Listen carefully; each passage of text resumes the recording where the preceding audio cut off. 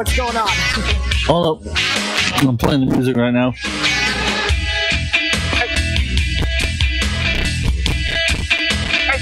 Let's go ahead and...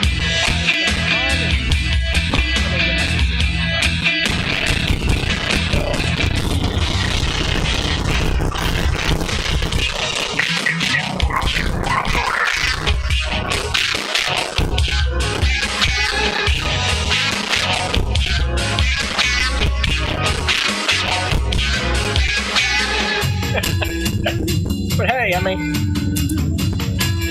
honestly, it's what they say, like, for the millions that we have access to around the world.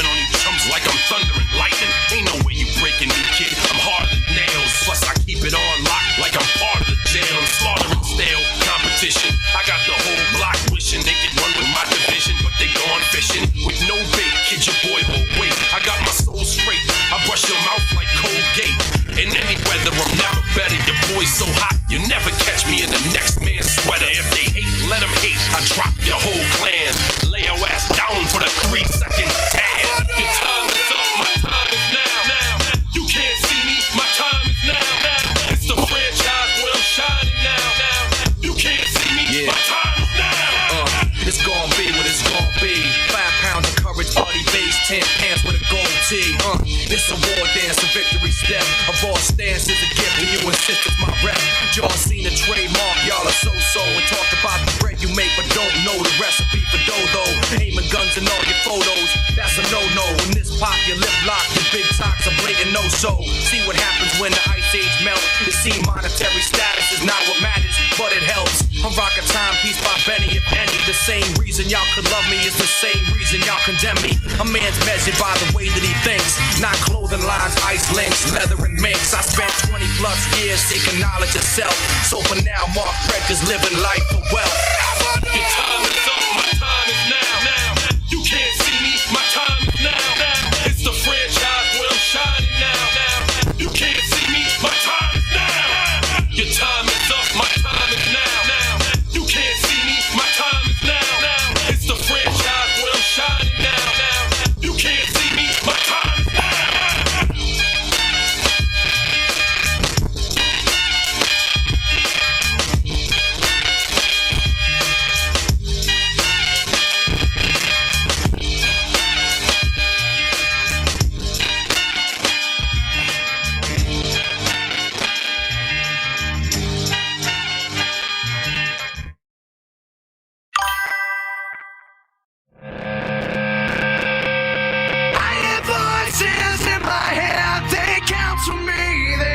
understand, they talk to me.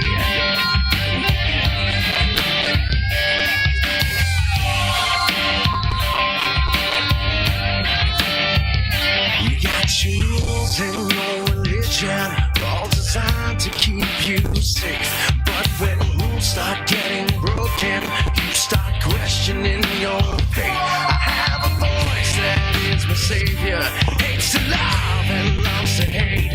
I have a voice that has the knowledge and the power to your fate. I hear voices crying, I see heroes dying, I taste blood that's trying, I feel tension rising. I hear voices in my head, they count to me, they understand, they talk to me, they talk to me, they tell me things that I will do, they show me things I'll do to you, they talk to me.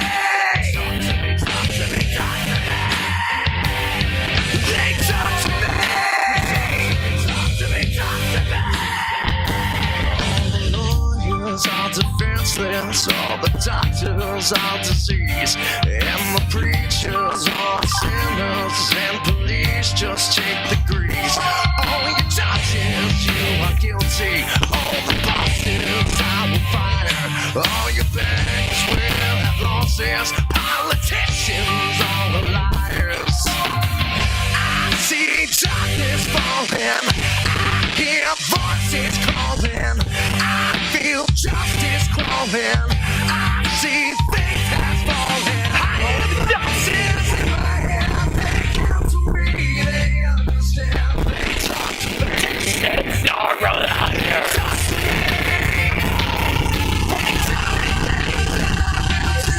Voices calling, I feel justice calling, I see things that's falling.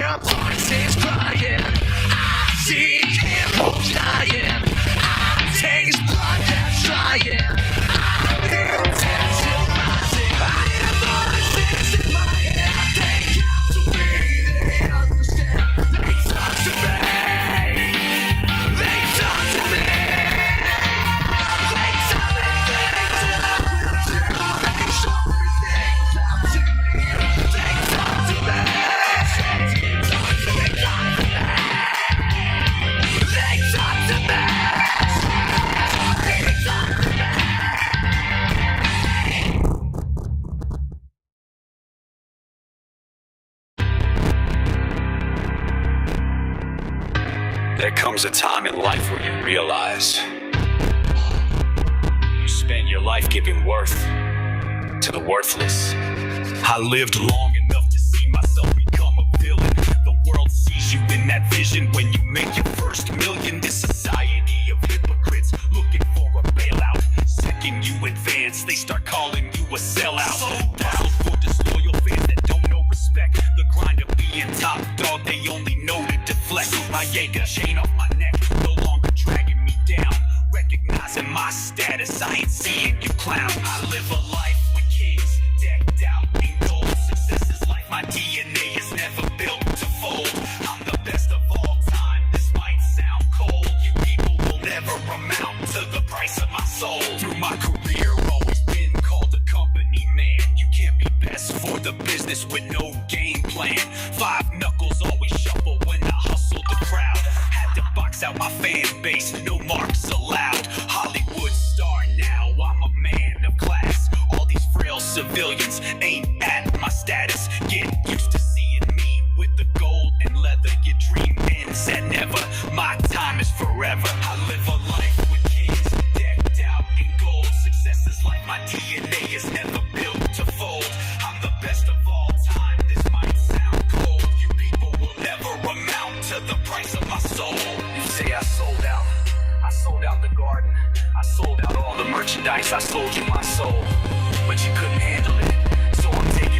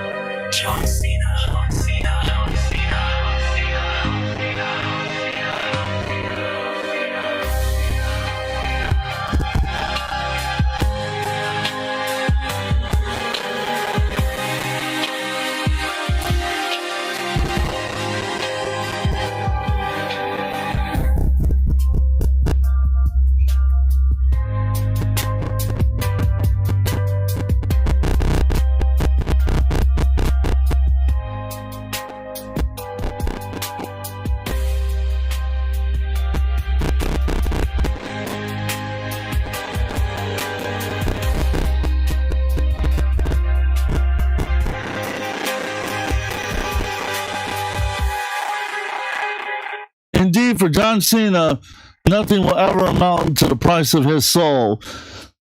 Yes, that's right. Welcome, ladies and gentlemen, to a suddenly feeling like doing the House of Tims again live stream on WrestleMania Night 1. Holy shit, that was a fucking phenomenal main event match. Phenomenal main event match. But before I do that, I need to introduce a guest of mine. You've seen him on the show many times before. He's my good old trusty buddy. His name is Onion. Say hello to everybody. What's up, everyone? I'm glad to be here right here with the phenomenal AJ Tims. I just had to make that joke right there. Oh, of course. Oh yeah, we have to. And tonight was fucking crazy. Absolute insanity, wasn't it? Absolute insanity. Nothing like, I mean, to be honest here, this should definitely be something you would have expected for the biggest wrestling show of them all. The granddaddy pay-per-view event that everybody has been talking about this weekend. Everybody, and for weeks and months now, there have been tons of build-up, tons of crazy promos, crazy things have been said. Like last Friday's SmackDown that led to this. Yeah. Had the greatest promos that John Cena and Cody Rhodes had ever given in their entire careers, and that's fucking saying something, because they both have extraordinary long and beautiful fucking careers. I cannot wait for night 2, but we gotta talk about night 1 first. And one of the in the ending that everybody told me I was retarded for calling, but I was right, and they can all get felted. They can all be felted. Exactly. Because I was on the fucking money. I was on the money.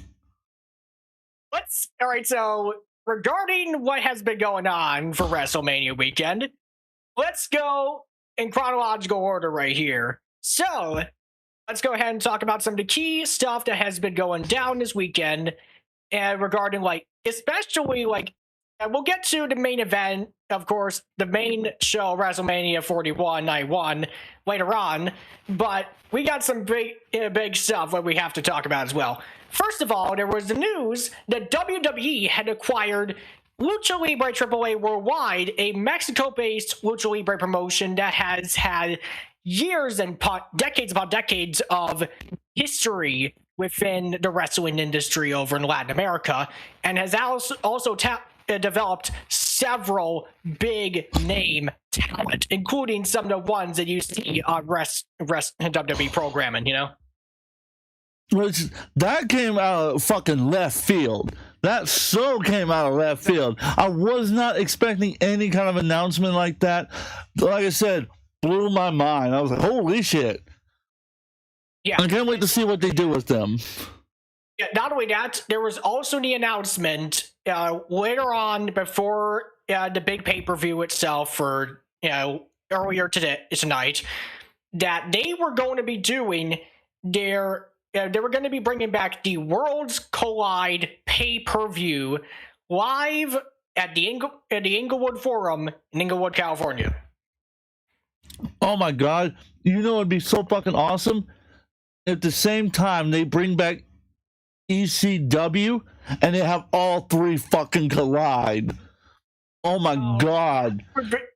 That would be kind of hilarious, honestly.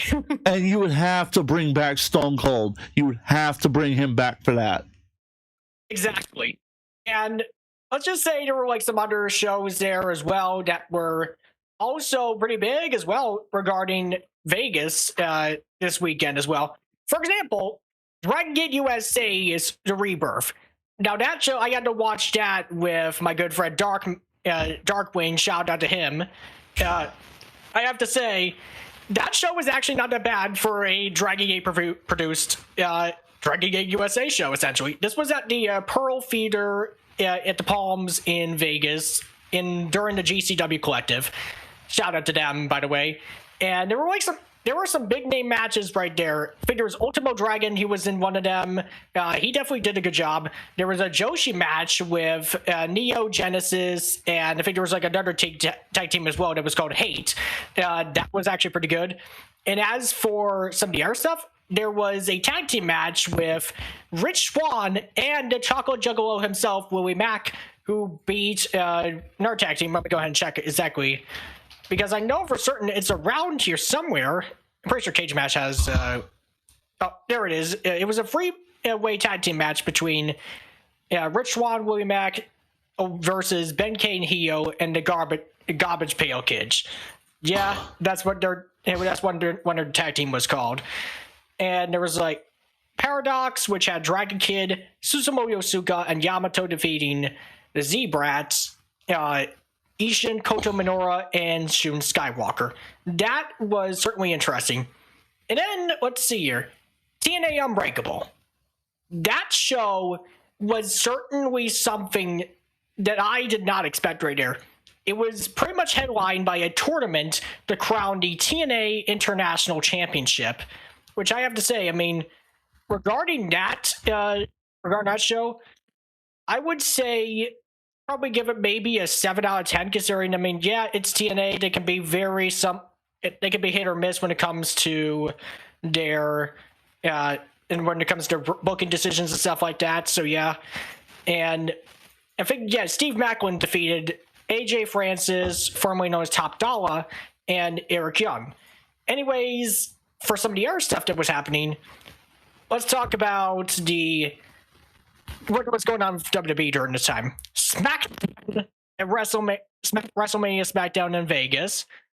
I would say they were pulling out all the stops for that. I was say, we were forgetting something. We need to go back to Monday Night Raw that led to Friday Night SmackDown. Oh, yes! Because we need to talk about when Seth Rollins beat the hell out of Roman Reigns and CM Punk, stomped both their heads in, and then tried to stomp Paul's in. And in that ending moment when he points at him, points the microphone up, goes, "See, I didn't end you right there, so you owe me a favor." He drops the mic. That was beautiful. And that was the setup for the things that were going to happen. We're going to talk about the main event here. So now let's kick it to Friday Night SmackDown. And Seth Rollins doing exactly what CM Punk did many years ago and dropped his own pipe bomb. And, oh my God, that was beautiful. I couldn't have asked a better promo out of him, even if I tried. That was just... Not only did he tie it in, and then that was the first time in what 10 plus years, 12 plus years, that Dean Ambrose got dropped by name. It had always been hinted around. It had always been kind of sort of mentioned. The first time he ever actually brought the name up. And I was like, fuck yeah, finally, he's getting some of the respect that he deserved for the years of work that he did put in WWE. Was he always a great worker? No, not necessarily. Like him and Brock Lesnar, that was one of the worst fucking WrestleMania matches I ever watched. I would rather watch The Undertaker and Giant Gonzalez go at it again. Because maybe then poor George will finally stop hitting The Undertaker on the back of the fucking neck and actually on the shoulders, like Taker kept trying to get him to do every single time. And failed every single time without failure, which is very ironic to that. So then, and if that wasn't enough, what was it? The ending of SmackDown, Cody Rhodes comes out. He goes to say something. John Cena's music hits just like that. And I was like, beautiful. John Cena comes out and tells him that the fans are worthless. You need to cut ties with them, that they're all losers, that he's going to be a loser at WrestleMania because he keeps tying himself to the fans. And at first, the thing about, you could go back and watch the promo, but at first when you listen to Cody Rhodes starting to talk, people were booing him. They were cheering John Cena on. And you can see John Cena's face. He is smiling because this is probably one of the first time in a long time he's actually enjoying doing the promos and doing the wrestling. You could see the look on his face. Like I'll tell you this, I didn't think WWE would turn him heel, but the time frame in which they did was fucking it's just been a masterpiece of a storyline so far. Exactly. Masterpiece. And especially considering the fact that John Cena, of course, this is pretty much going to be the last time ever that we're ever going to see him in a WrestleMania, in a main event match as well. Considering the fact that this is actually his last year as a wrestler in the company. I'm like, he might come back like for a few matches, but overall, this is going to be the last time we're ever going to see him full time in WWE. Let's see. He'll probably be there as a mentor. He might show up as a guest, maybe even do some commentary. But yeah, as far as I'm concerned, he's more than likely going to completely stop wrestling altogether, like the Undertaker did. In fact, and just be like a mentor behind scenes. Okay. Yeah, and recently there were also some rumors that John Cena may make an appearance in TNA. No joke, since reportedly reportedly he may show up at their Bound for Glory pay-per-view in October, which the irony is this going to be in Lowell, Massachusetts, his hometown. You know, it'd be and I'm gonna go ahead and spoil my thoughts for night 2. Here's what I think is gonna happen. I think John Cena is gonna win the title. I believe John Cena is going to walk away the champion because of a screwy type finish. I'm not exactly sure how. If I had my guess, I would say The Rock comes out and he brings someone with him to screw over Cody Rhodes. And there's like many different people. The Rock could come out and do it himself, or he could bring out one of the Bloodline members. I mean, there's so many different ways that we could screw over CM Punk. Not CM Punk. Well, actually, you could bring out CM Punk and do that if you wanted to, but I wouldn't. There's so many ways that Cody Rhodes could lose the title to John Cena. Because originally I didn't think it would make sense. And at a referee tournament I was doing for freestyle and Greco wrestling, I was talking to my brother Buck about it, and we were discussing it, and he brought up the fact that John Cena said that he's going to take the belt and go home. Could you imagine if John Cena wins the title, right? On night 2, he wins the title, retires the night after, no more wrestling in WWE, shows up in TNA with the belt. Could you imagine that? The amount of people would tune in to see that. Oh yeah, the ratings, they would be huge, even for Access TV. I mean, even for the TNA Plus subscription as well, which, by the way, is actually in my opinion at least, the most accessible way that you could actually watch TNA programming. I was going to say, RJ just brought this up. Imagine this. What if The Rock brought out Vince McMahon? Oh. Could you imagine Vince McMahon comes out, steel chair, and says, "Hi, Cody." Bam! Hits him upside the head with a steel chair. Gets out of the ring. John Cena picks him up. And then instead of an AA, hits him with Crossroads and pins him. Yeah. The ultimate insult to injury. Oh, yeah. I mean, honestly... Actually, you know what? I get even better.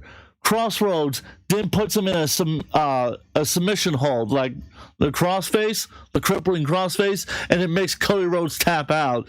And then in his promo, he calls Cody Rhodes a crying bitch for tapping out. Oh, yeah. Could you imagine that? Could you imagine that kind of ending? Oh my God, the crowd would fucking try to kill the people in the ring. I could see a riot starting because of that. That would be the most fucked up, beautiful ending of all time.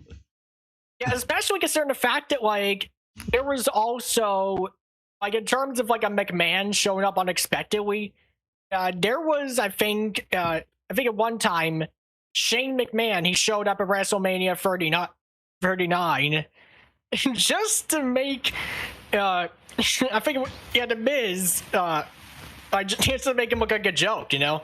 Except Shane McMahon actually suffered a torn quad from that.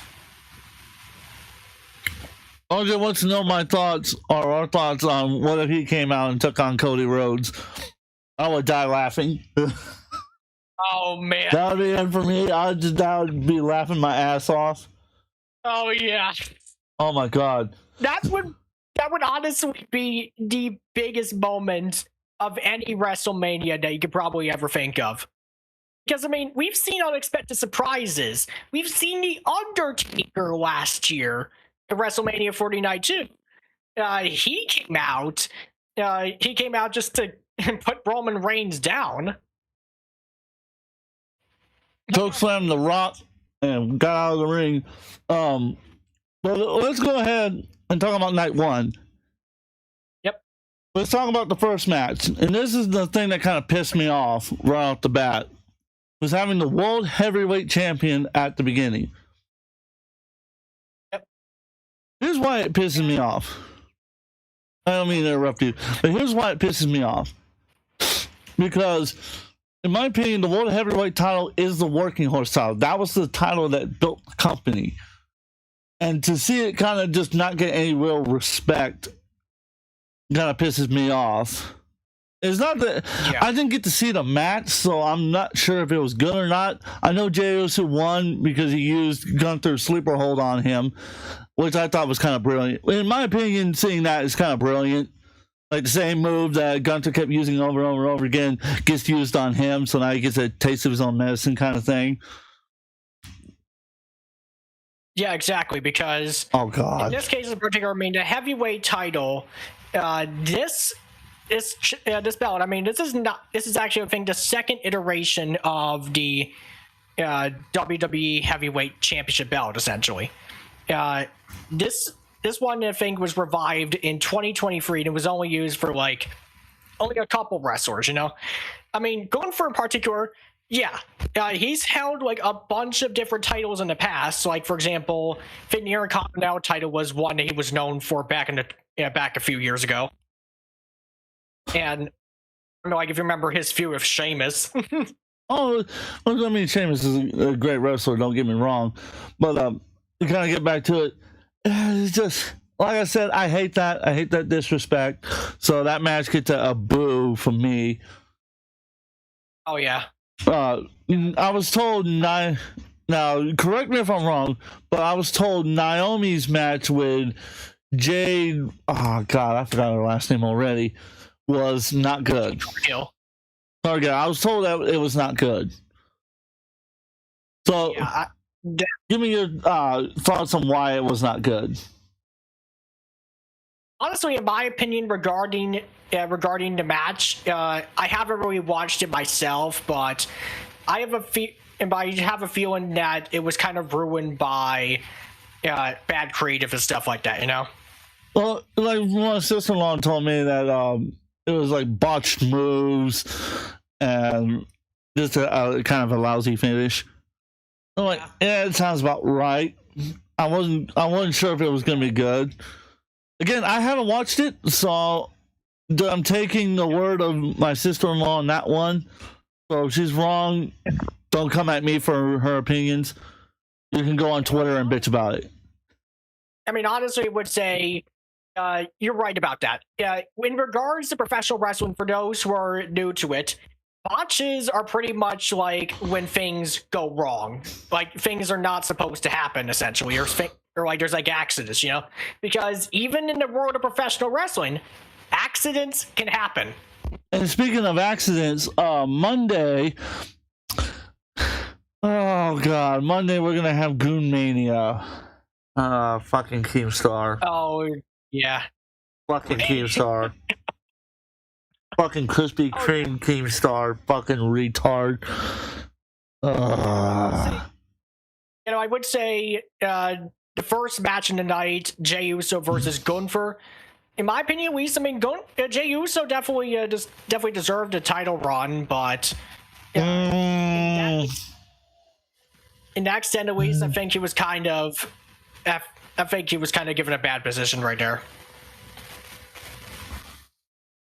Because I mean, to be honest, you probably could have replaced that with like, let's just say, a match that didn't really look good. Like, for example, I don't know, El Grande Americano at the. Oh my god, that was. Yeah. I'm gonna be dead honest with you. Retarded. Rey Mysterio, come on, man. You've done better than this. What the fuck? Exactly. What the fuck, man? Yeah, all right, let's see here. Next match of the night right here. The World Tag Team title fight between the War Raiders, formerly known as the Viking Raiders, and the New Day's Kofi Kingston and Xavier Woods. Honestly, I would have to say, regarding the New Day, the tag team has been, in my opinion, one of the best tag teams of the 2010s. I missed that match. I wanted to see it. I missed it, unfortunately. But I was told it was really good and that the New Day won. Which, in my opinion, I 100% agree with it. I have loved their promos. They know how to be fucking the biggest asshole heels you've ever seen. It's fucking beautiful. They clearly show that they are capable of doing more than just Goody Two-Shoes babyface characters, and I love it. Oh yeah. And I mean, the New Day has done so many different things over the years. Like in terms of the babyface part of Brandon, I mean, yeah, they tried their best under Vince McMahon. In fact, I believe they were actually the ones that coined the term New Day in terms of like their tag team name, you know? No, not only that, but like they had some great chants. And RJ brought this up, and like I said, I didn't get to see the first match, but that's fucked up that they had Gunther tapping out. They should have had Gunther passing out then. If he was going to lose that finishing move, it should have been he passed out because the General just didn't have any more energy. Jey Uso finally figured out how to war out the General, how to beat the General strategy. Making him tap out, no. It's him, Oos. Day one, it's just him, Oos. That's horrible. Joke. That was horrible. Just like Miracle Grande, all the fuck he goes by. We all know it's Chad Gable, and the world's worst fucking Lucha Libre mask I've ever seen in my fucking life. That is the most garbage mask. Whoever made that mask should be ashamed of themselves. Exactly. But to the person who made that mask, here's my opinion of you. Dumbass. You're a dumbass. You're great. Oh yeah. Get felted. Exactly. Anyways, let's see here. The United States title match between LA Knight and Jacob Fatu. Which, I mean, Jacob Fatu probably... Oh, sorry. I was going to say Jacob Fatu won, correct? Yeah, he won that match. Yes, I called it. I said he needed to win. I fucking kept saying he needed to win. People told me I was retarded. Fuck yeah, he won. I told him. Oh, yeah. It's because in order for him to continue being the monster, he had to win. He had to win that match. He had to win. I mean, in my opinion, at least he did. He had to win the match in particular. And in that case, like, I mean, Fatu, he's had such an interesting career so far. I believe, he started off with like an independence right before he got into WWE with, I think it was, not even sure who it was exactly, but I think it was Tama Tonga. Yeah, yes. A wrestler that doesn't like go, yeah, right? Jesus Christ. Forgot about that. Yeah, I mean, that became somewhat of a meme, you know? Oh, Jesus. Like I said, Jacob Fatu needed to win. I was told it was a good match. It wasn't a great match, but Jacob Fatu won. So that's all I care about. LA Knight's a great wrestler, don't get me wrong, but Jacob Fatu needed to fucking win. He needed to win. I'm glad they did the right thing. And then speaking of somebody that I agreed needed to win, Tiffy Stratton won her women's title match, correct? Yeah. Tiffy time right there. And if I'm not mistaken, she apparently busted all her front teeth, too. Oh shit! According to like a Twitter post that I saw, she apparently busted her front teeth. I was like, ooh. That is. Like, you could see blood on her mouth clearly, but like, and she was hiding, like she was doing this. Like she was trying to smile, but without showing her teeth. So I suspect that, yeah, more than likely something got busted. I mean, for a women's match in particular, if you're going to be seeing that sort of stuff in a match, oh my gosh. I suspect it might have been a botched move or something like that that caused it. But again, I didn't get to see the match, so I don't know for certain. I'm just going off of what I read, obviously. Yeah, and of course, this is her opponent is pretty much the daughter of Ric Flair that we're talking. Yeah, Charlotte Flair. Your father has a history with her father. Yeah, those two have had many battles together. Exactly, which you can also find on not only the WWE Network, but also on YouTube as well. I will give you, RJ, I will give you my score at the end when we finish talking about the main event, and so will Onion. But so far, RJ says that it was a 5 out of 10 for the first night. His friend Scooter says it was 6 out of 10. We'll tell you at the end, so you gotta stick around because we still got a couple more things to talk about before we get to the one of the best main events in WrestleMania at a long fucking time. But I've got quite a bit of stuff I need to make fun of about it though, because good God, there was a lot of fucking botches. Oh yeah, so especially considering the fact, I mean, despite the botches, this was a main event worthy of the granddaddy of them all. Oh yeah, and speaking of that, I'm going to go ahead, I'm going to pop up a clip that WWE just posted about the main event. Oh yeah. But first, Paul Heyman. Let's go ahead and is there any other matches that came before that to my knowledge, or was that the one? Yeah. I believe there was a match, the El Grande Americano versus Rey Fenix match. Was that the one before the main event?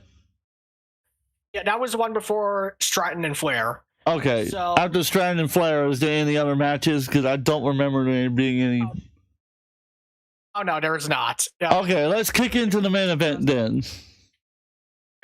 Here we go. A triple threat match. This is something that you don't normally expect for a WrestleMania, of course. Yeah, for a pay-per-view. Especially a main event at that. Very rare has triple threats ever been done in WrestleMania, especially non-title match triple threat matches at that. Exactly. So, let's go ahead and introduce the competitors for those matches. The Architect, Seth Rollins. Seth freaking Rollins. Or fucking Rollins, depending on what you want. And I mean, he does like fucking around with other women besides his wife. Oh yeah. And of course, the original tribal chief himself, Roman Reigns, a mainstay in WWE, of course. In fact, he's also, in fact, if I recall, this guy has basically been a WWE wrestler for most of his career.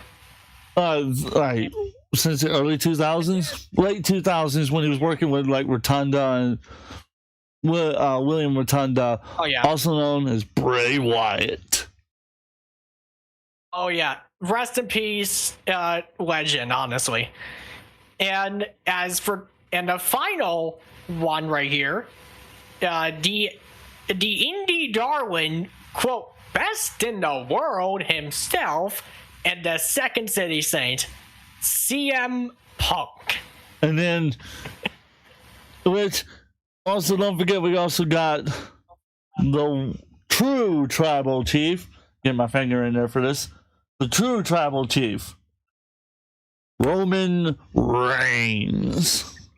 I mean, we've talked about Roman Reigns before, because in this case in particular, Reigns was going up against his former Shield teammate Seth Rollins. As for Punk, Punk was actually being accompanied by the Architect of Extreme himself, the godfather of American hardcore wrestling, Paul Heyman, also known as Paul E. Dangerously. Also, as the fat bastard. I'll just call him fat bastard. That's what he is. He is a fucking fat bastard. The same way that Train's a fat bastard too. Fuck off, Onion staying on the show. Exactly. Usually, I mean, Heyman. You should be reading the chat. It's fucking hysterical. People are losing it. Yeah. So, main event time. I thought that was great that they had the band Living Color come out and do the song live. I thought that was great. Oh yeah. Let's see. Oh man, they actually did that live, right? Yeah, they did it live. Let's see. Oh damn. As I said, the band came out and did live. Oh man, just to see that band do a live in front of thousands is just wow. I thought it was fucking great seeing that. But here's the thing that we need to talk about, though. We need to talk about the botches before we talk about the ending. The first one that made me laugh was CM Punk can't run anymore. His stamina is fucking gone. when Seth Rollins and Roman Reigns were both in the corner and he does the flying upper knee lift, like you can see him, he hits, bam,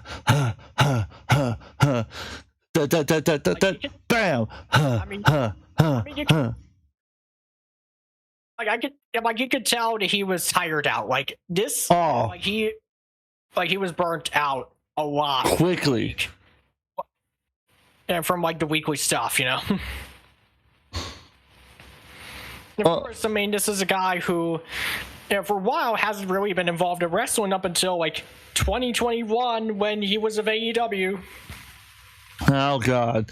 Apparently, you sound like iDubbbz, so don't take that as a compliment. That means you're a cuckold. I understand. Okay, yeah. Honestly, you're right about that. I mean, it kind of sound like iDubbbz in a way. So much for defending yourself, huh? That is in the same way that Roman Reigns defended himself from that pedigree that Seth Rollins totally didn't give him. Fucking, that was the worst fucking spear I've ever turned into a pedigree. I don't know what the fuck that was. Because like, Roman Reigns goes to spear him, but instead of throwing his arms forward to catch him, he flops his arms up in the air like he's a damn chicken. And then Seth Rollins, instead of catching him, throws one arm up in the air, the other arm flops down next to him, and he drops on his knees. He's like, oh, it's perfect. And it runs over, gives him the world's worst curve stomp I've ever seen in my entire life. My grandma, who's been dead for like 6 or 7 years, could have given a better curve stomp than he did. It was so fucking horrible. So horrible. But then it gets better. And the tables. What the fuck? I want the old tables back. I hate these new tables because you can just put it right back together. I like the old ones that broke apart and pieces flew everywhere, and it looked like fucking chaos. Oh yeah, I mean, I've seen independent promotions that have tables that pretty much break apart. You know, that was like one. That was like Legos. It felt like I watched Legos fall apart. I actually would have preferred if they did get power bombs on the Legos. Oh man, that would have been hilarious, of course. Oh my God, I would have died laughing if CM Punk pulled out like a giant bag of Legos in the middle of the fucking ring and then took a power bomb onto it. Hey, I swear, I'm like you were saying of the Legos comment right there, that would have been something that would have been perfect in a comedic promotion as well. I mean, look at Juggalo Championship Wrestling, for example. Oh God. Oh. And as for like some of the other botches, of course, let's just say that Paul Heyman, he had other plans. I was gonna say, before we get to Paul Heyman's plans, let's go over one more. So Roman Reigns hooks CM Punk in the guillotine choke, right? I'm like, oh yes, this is fucking awesome. He's choking the shit out of him. He's actually cranking down. Hey, Miss Sparkles. He's cranking down on it, and then he gets the legs wrapped around him. And now CM Punk's struggling, he's fighting, and he rolls him over, gets him to a pinning position, kicks out. Roman Reigns, instead of trying to fight back into the hold, again, helping his opponent by throwing his arms up to him, instead of CM Punk wrapping him in the Wakanda chokehold, instead he wraps him in the, I guess I'm going to pull your hair because I'm a retard, submission hold. Yeah. It's like, what the fuck? Oh, yeah. And, oh, yeah. Anyways, I guess we're done with that, so let's go ahead and... No, we're not done, because remember? Because then Seth Rollins fucked up the body splash thing they did. Remember? Because he jumped off the top and fucking drove his knees right in the CM Punk's back and went flat on Roman Reigns. I was like, what the fuck? Oh, yeah. I mean, honestly, I would say... okay, I guess we're You can go ahead if you got any other thoughts about the botches. Oh yeah, and thank you for reminding me. There was one more. That was the world's worst fucking sharpshooter. The Rock can put on a better sharpshooter than Seth Rollins. Yeah. I don't know how the fuck you managed to make the Rock look better. Because not only did he not cinch it incorrectly, he cinched it on the hips. You're supposed to bend the hips up and cinch it onto the back. That's what you're supposed to do. Instead, he cinched it on the hips, and it looked like he was just squatting with the legs. And he couldn't even, and he was struggling to get him in the sharpshooter. Bret Hart would have had him over in 5 seconds flat, and it took Seth Rollins like 15 fucking seconds to turn CM Punk over. It's like, what the fuck am I watching? I mean, of course, I mean, as Punk, he did have like a very like a term. The sparkles have always sent for you. Pay-per-view. Oh man. Oh fuck. Well, here we go. Here is the actually best part of it, and we're gonna watch it right now. Oh yeah. Paul Heyman pretty much had other plans, of course. Because he always has new plans. Yep. What the hell's Paul Heyman doing? Paul Heyman. He's got the steel chair. Steel chair in hand. And, as he always does.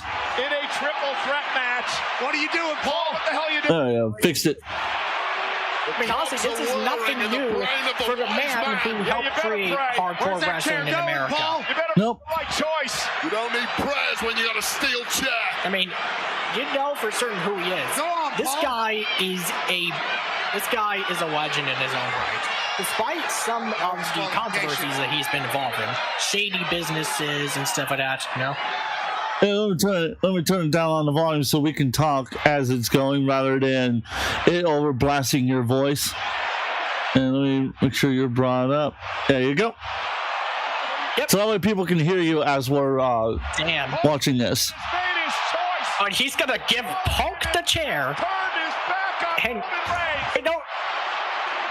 Yeah, that is Punk right there with the chair. Let me pause it real quick. So at this moment, I was like, I saw this coming. Okay, what? So is he gonna do what I think he's gonna do and help, like, grab a hold of Roman Reigns and hold him still while CM Punk swings the chair and knocks him out? Chair is like, here, right? Yeah, if you're wondering, I do have a steel chair here that's basically the same color. And there's nothing wrong with that. CM Punk got screwed, and RJ's mad about it. And one man's trash is another man's treasure, so what's in your trash? Oh, God, I'm not discussing what's in anybody's trash. Let's continue. Yeah, so he was like pushing it over there. It's like, here, right? And it gives it, like, straight up just gives him the chair. And I'm thinking at this point, okay, they're going to do exactly what I think they're going to do. It's going to be fucking awesome, right? Well, here comes Exactly. the first swerve, the first big swerve that I thought was brilliant. And at this point, we've had so many fucking botches, too many false finishes. So, okay, here we go. Roman Reigns is a sitting duck. Roman Reigns is defensive. Francis, boom! Nice big low blow. And that right there was the moment when Paul Heyman betrayed CM Punk. One more swing, I completely laid. Just disconnect my headphones. I was gonna say, while you fix your headphones, I was gonna say, I wish, Roman Reigns had grabbed CM Punk, turned him over on his head facing against the mat, swung and hit the mat with his head to make it so like he bashed his skull in as like one final measure. But you know what? I'm willing to live with what he did here because what happens next is even more beautiful.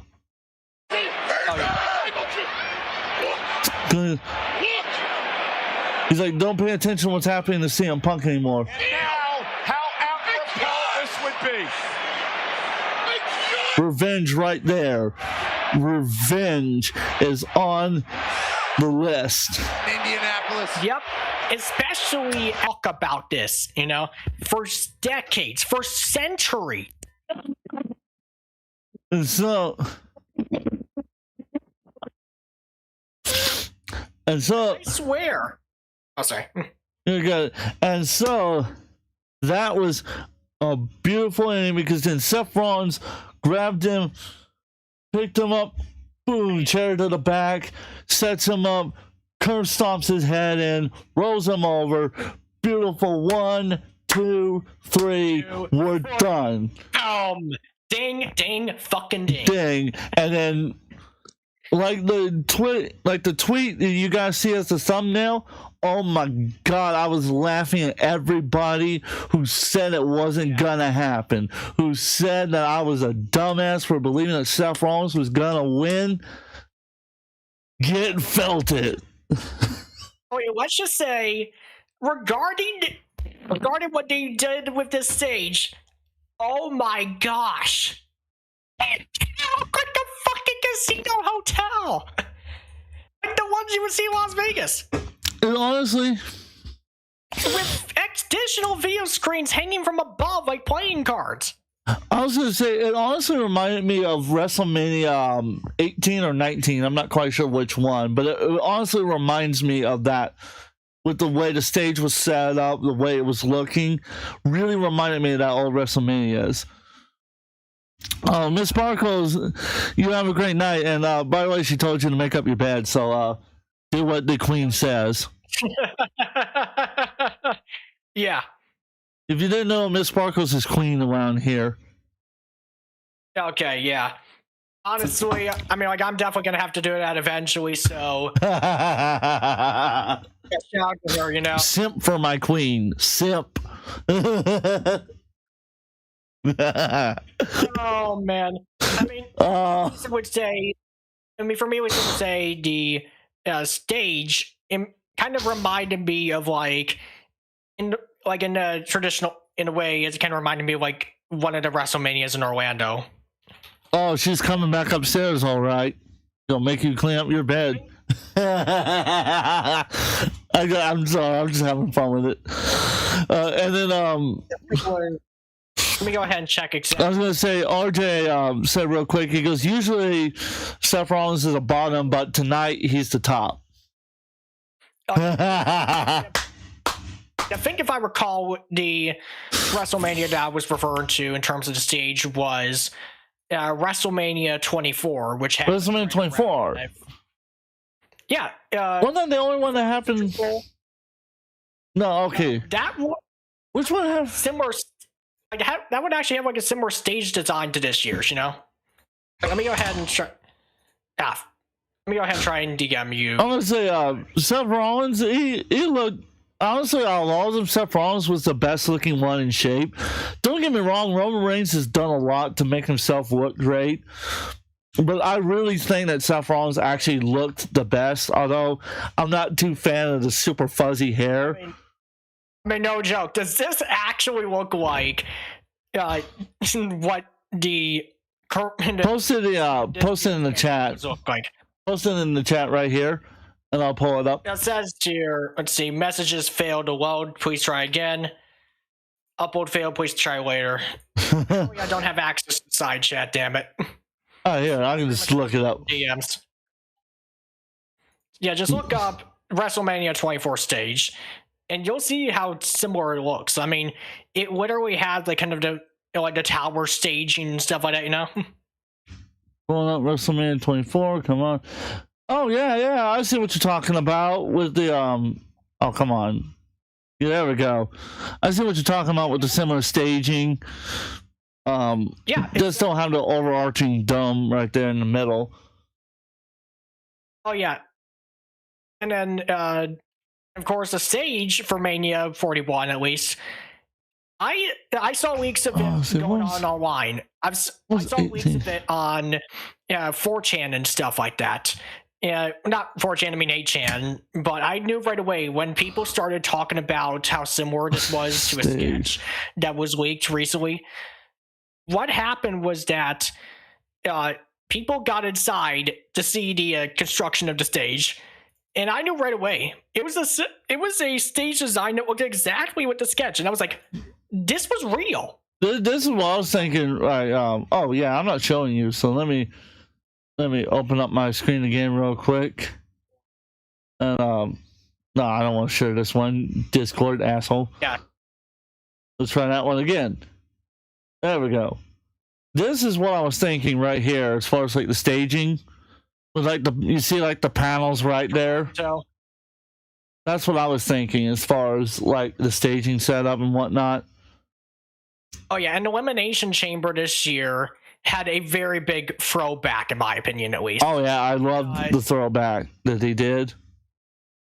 Yeah, the throwback to the Sky Dome, at least. I mean, the Sky Dome, that was an important venue for WWE during that time, you know? Like, it was important. Like, yeah, at first, it was probably the first venue that you would think of when you think of an international WrestleMania, you know? Because if there was going to be any other venue that would have hosted a WrestleMania, oh god, it was going to be the Sky Dome. The Sky Dome pretty much was like, it was indoors, of course, so they could pretty much protect the audience from the rain and stuff like that. It had a retractable roof. It was also used for baseball. Shout out to the Blue Jays. There's so much grooning in the chat that I'm scared to read it now. Oh god, no. It's fucking Keemstar, get out of my goddamn chat room, asshole. Oh yeah. We're here for wrestling. I'm not here for you trying to fucking splooge all your fucking Krispy Kreme all over Lynx's face, you motherfucker. Oh yeah. And fucking from what want to glaze your donut. The Sky Dome has some. The Sky Dome, it has some pretty interesting things as well. Like, for example, did you know they could actually book a hotel room that actually overlooks the Sky Dome, like the stadium itself inside? Coldfire, that didn't even make sense. Bruh. Coldfire said something so incredibly retarded that it just threw me off on my concentration. He said, I am too dry to be smacked. What the fuck does that mean? What does that mean? What are you talking about? I guess she doesn't want. I guess he doesn't want her to lay the smackdown on that ass. But I would love to watch that go down. She is the queen. The smackdown. Get it?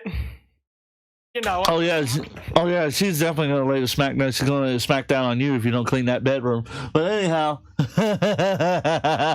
she's gonna come in there. She's gonna drop the queen's elbow on you.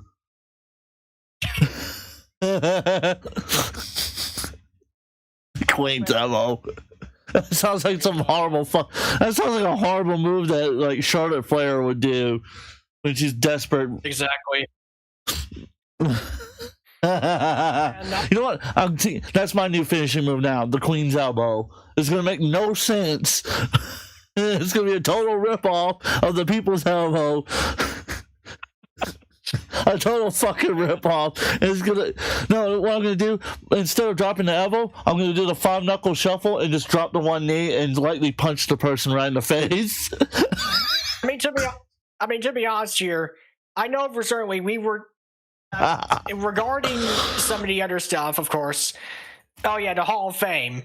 we haven't talked about that yet. Yeah, let's talk. There's some interesting stuff that was inducted into the Hall of Fame. Yeah, let's talk a little bit about the My apologies. I was gonna say, let's talk a little bit about the Hall of Fame before we wrap it up here.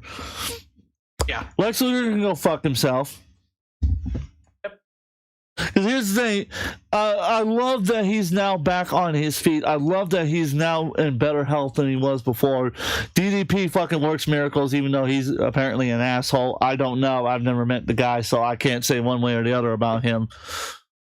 However, Lex Luger is an asshole because he was an asshole to multiple of my brothers when they did nothing to him, so he can go fuck himself, in my opinion. I'd love to see him try to sue me over that one. But there's something I do actually want to talk about is Triple H being inducted to the Hall of Fame. How do you feel about that? Honestly, I would say regarding Triple H being inducted to the Hall of Fame, in my opinion at least, I kind of knew this was coming considering his legacy within the company itself. Triple H was a leader for the WWE during the Attitude Era, essentially, alongside Stone Cold Steve Austin. If there was any wrestler in WWE that people were talking about for controversial reasons, it was Triple H. Because if you don't know, he was the leader of a faction called D-Generation X. Turns out they pissed off a lot of people. Parents, politicians, teachers, even the networks themselves. And you know why? Because they joked about their penises and did the infamous suck it chant. It's, the suck it pose, And if you're not down with that, we got 2 words for you. Suck it! Let's see here. And then, and how do you, now, here's something, like, the final thing I want to talk about is, how do you feel about matches and moments in matches being inducted to the Hall of Fame? Although, real quick, I want to say, I'm so glad that Mike, Tunda, I think is his name, the guy who played, Earthquake. The Immortal the Immortal Moment match right there. I'm so glad that he finally gets the recognition he deserves. But I was gonna say real quick though, how do you feel about the Earthquake? He was also a sumo wrestler as well. I was gonna say Mike was, from what I understand, was a very phenomenal guy. He was basically a teddy bear. But how do you feel about WrestleMania 13's Bret Hart versus Stone Cold Steve Austin being the first match inducted into the Hall of Fame? My opinion, at least, it was kind of an odd match for certain. In terms of immortal moments, I would have probably picked Andre the Giant versus Hulk Hogan, mainly because of the fact that that was a match that pretty much changed the course of professional wrestling, in my opinion. And, I mean, it was, though, overall, I would say, even though the pay-per-view that this match took place was a bad one, I could say, in my opinion, the match was actually the only saving grace as well. Considering the fact, I mean, not only was it between 2 wrestlers who were very iconic, Bret Hart and Stone Cold Steve Austin, it was also guest refereed by an MMA legend and a phenomenal professional wrestler, the world's most dangerous man. Yep, world's most dangerous man himself, Ken Shamrock. Which I totally forgot he was the guest referee, which I felt legitimized the match even more. Exactly, especially considering the fact that, like, I believe during this time, he was doing matches of the UFC as well. Yeah, he was fighting in the UFC at the same time he was working WWE. Oh, not UFC, but MMA promotions similar to UFC, I should say. Because I mean, honestly, I would say that was kind of a big thing right there for Ken Shamrock. Shamrock, of course, to see him not only doing professional wrestling but also MMA is like, that certainly got the attention of a lot of people within both industries and also both communities as well. I was gonna say him on. Oh, sorry. Oh, you're good. I was gonna say, as far as immortal matches are concerned, that's a great one to pick. But the first one I probably would have picked, and I know this would probably piss a lot of people off, Undertaker versus Brock Lesnar, WrestleMania 30. Oh, Who can forget the moment? 1, 2, 3. Paul Heyman gets in the ring and goes, "Oh my God!" And the stunned look on the crowd's faces before Brock Lesnar's music hits. And people are like, oh yeah. "No, did that just happen?" I would say the streak right there, I'm like, it was pretty much broken. Like, it was over. And it was not really intended to be like that at first. The Undertaker, I believe, had suffered a concussion in the middle of the match, and even tried to do a tombstone while in a coma.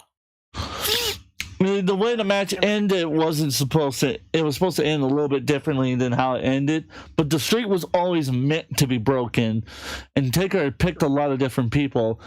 And Taker talked about in retrospective, knowing now that what happened to Bray Wyatt, he would have given it to Bray Wyatt instead.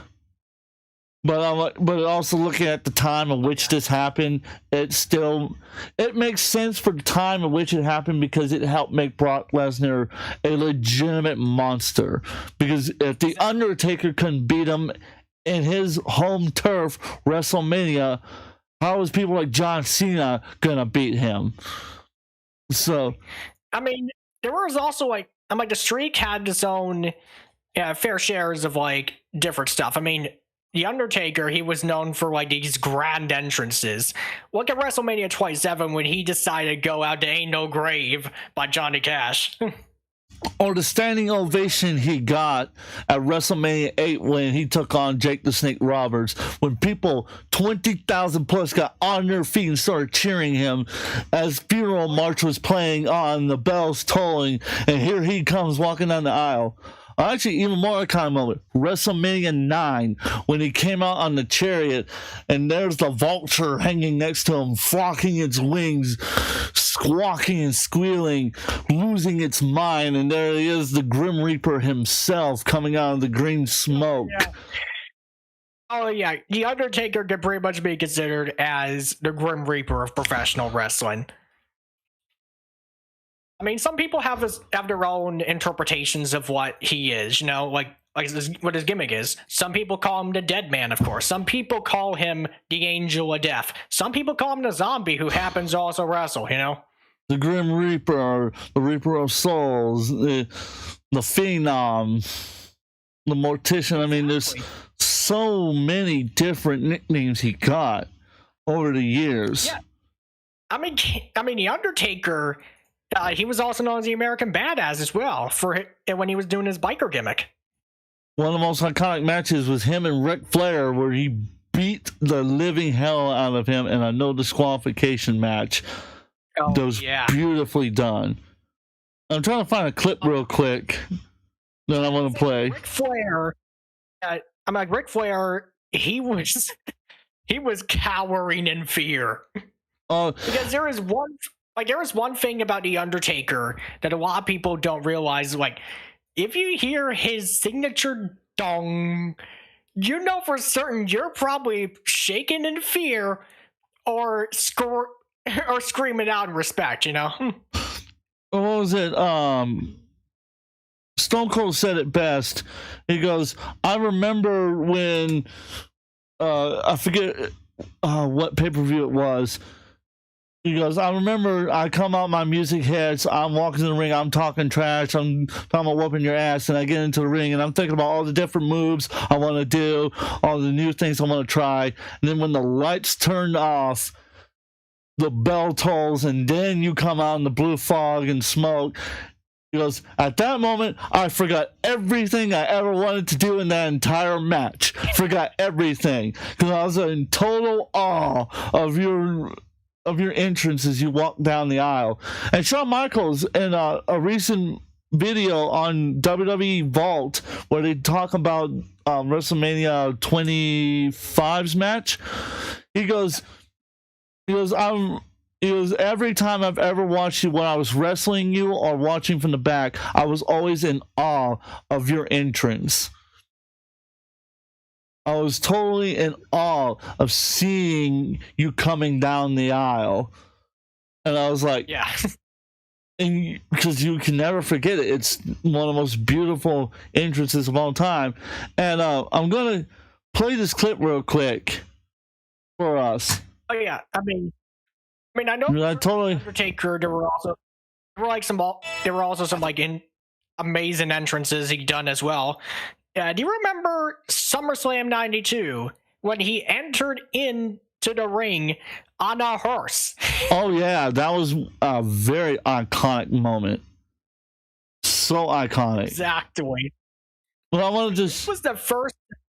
This was like the first ever WWE pay-per-view that I believe they've ever done in the UK. Right, but I want to show you guys this real quick because you reminded me of this. So let's go ahead and take a look at this real quick. Yeah. Excuse me. Here we go. This is The Undertaker talking about WrestleMania 9's entrance. You're going to love this. I thought it was going to be a cool looking visual. I wasn't real thrilled about the vulture being right there by me. I didn't find any of it out until maybe the day before. The vulture actually was fucking losing it for real. It was already going crazy. I'm thinking, he this is a was? horrible idea. Yep. During rehearsals, I was just like, is this bird going to crap on me or it's going to flip out? And You try to kill him. you can kind of see a couple of times where I'm shaking my head a little bit. This is like, man, this is a horrible idea. Yeah, I'm just thrilled about it. So there's his little opinion about that. I thought that was hysterical. I felt like we needed to talk about that a little bit.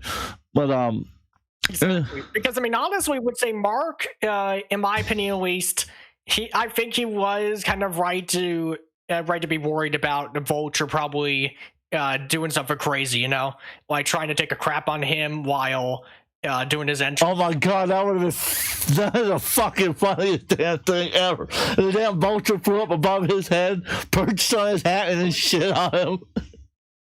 Oh yeah, which by the way, if anyone in chat is wondering, Mark Calloway is actually the Undertaker's real name. Yeah, that's his. Kind of like his secret identity almost, you know? Or should I say not so secret? I was about to say, it's not secret anymore, brother. Exactly. Well, I mean, it would have been actually kind of funny if he was going in the Indies, it would have been going by Mark Calloway. Or Mark Callis was the nickname given to him by none other than Terry Funk Jr. So there you go. Oh yeah, because of course it was. when he was in WCW. Yep, and it was one of the skyscrapers. Well, I think regarding like the entrance right there, that was actually kind of a callback to the first WrestleMania that was ever in Las Vegas. I was like, compare. Now let's do a little side-by-side comparison real quick because we've seen what WrestleMania 9's looked like. We've seen what this one's WrestleMania looks like. Which one do you like more, WrestleMania 9 setup or WrestleMania 41's? Honestly, I would say it really is kind of conflicting because as much as WrestleMania 9 setup was, I mean, WrestleMania 9 setup kind of looked like a Roman Coliseum based on the look of. That was the idea. It wasn't really like anything related to like Las Vegas other than the fact that there was Caesar's Palace there, but you know, Because it took place at Caesar's Palace. well, in reality, it took place at the boxing stadium that they had over there. Essentially, if you remember, back in like I think the 1980s, there was a boxing stadium, an outdoor boxing stadium that was used for many different fights over the years, up until unfortunately it did get demolished. And I'm like, of course, I mean, Caesar's Palace has had like some of a big history of boxing, if you don't know, you know? Right. But I thought I'd throw that out there real quick to see if I can fuck with you. Because that's not what we're going to rate. Overall, we're going to rate the first night from a scale of 1 to 10. What is your rating? So far, I would say probably a 8 out of 10, because even though this did have like its great moments, there were a bunch of botches that I think probably detracted it away from like a 10 out of 10, you know? I'm surprised you gave it 8 because I was going to give it a 4. And I know that sounds very harsh. Don't get me wrong, the finish to night 1 was fucking amazing. Couldn't ask for a better one. But it's just too many of the matches were just I just didn't care for them. I'm like, I'll just throw out an opinion. There you go. Yeah. I mean, honestly, I have a feeling the night 1 and night 2 is probably going to be where WWE's going to pull out all the stops. Yeah, I suspect a lot of the better matches are going to be. But anyways, exactly. Yep. I think we've given enough of our opinions for tonight. Let's go ahead and we're going to end it on a classic theme, on a very classic theme. The name's written right above. Yep. And honestly, and I mean, Jimmy Andre would say, regarding this sort of stuff, let's go ahead. We're going to end off the stream right here. We will see you guys back for a very special live stream tomorrow night of WrestleMania 41. Again. So, if you want to see, make sure you hit that subscribe button. Make sure you hit the like and the share button, and come back tomorrow night for the roast of WrestleMania 41. Until next time, this is AJ Timms and Onion. Signing out. Have a great night, everybody. Have a great night and have a great Easter. Yeah, happy Easter to everyone. And to everyone, rest in peace. Peace.